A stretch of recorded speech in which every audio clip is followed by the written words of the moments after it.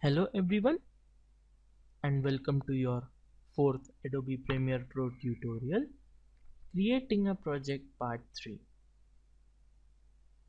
In this tutorial, we will learn the last steps involved in creating a new project. So let's start. This window, what you see here, is the new sequence window. Now in the last tutorial, we learned how to create a new project through the Create a New Project window. A project contains one or more number of sequence inside of it. A sequence is like a specific scene in your overall video. So a single project can have single or multiple sequences. A sequence basically is a predefined shape, size, rate and all the settings of the video or the output that you are going to export. A sequence contains a specific frame size, frame rate, pixel aspect ratio and the fields. It also has sample rates and audio settings. So in order to create a new sequence, you first have to know that how are you going to synchronize your work with the other softwares and with the people that have given you the work, or how you want your work to end up like. For example, if you are working for any standards like PAL-DV or NTSC-DV, these two are the standards being used worldwide. So if you are working according to a specific standard, then you must have a specific frame rate, frame size and all the aspect ratios of that standard if you want to work in that standard.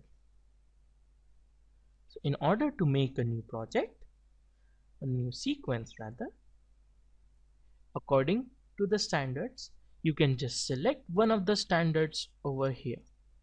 For that you need to know what standard you need to work in.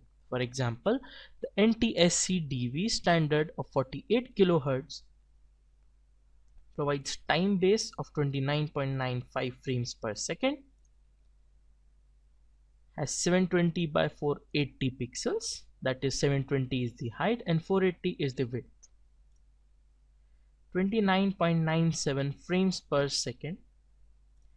Pixel aspect ratio is DV NTSC 0.9091 ratio. In the fields, lower field first in the order of interlacing, and the audio sample rates of 48,000 samples per second or 48 kHz. Now this fields, lower field first, we have to select the fields in order to prevent interlacing of our video. Interlacing is basically the disturbance getting created when recording screens, or the disturbance in our video created during the recording if not proper field is set up in our video. So just select a standard. DV-PAL is basically used in India. So widescreen DV-PAL is 720 by 576, 25 frames per second. So just select any standard and then give the sequence name and then hit OK. And then your Adobe Premiere Pro window of interface will open. So guys, that's it for this tutorial. Thank you for watching.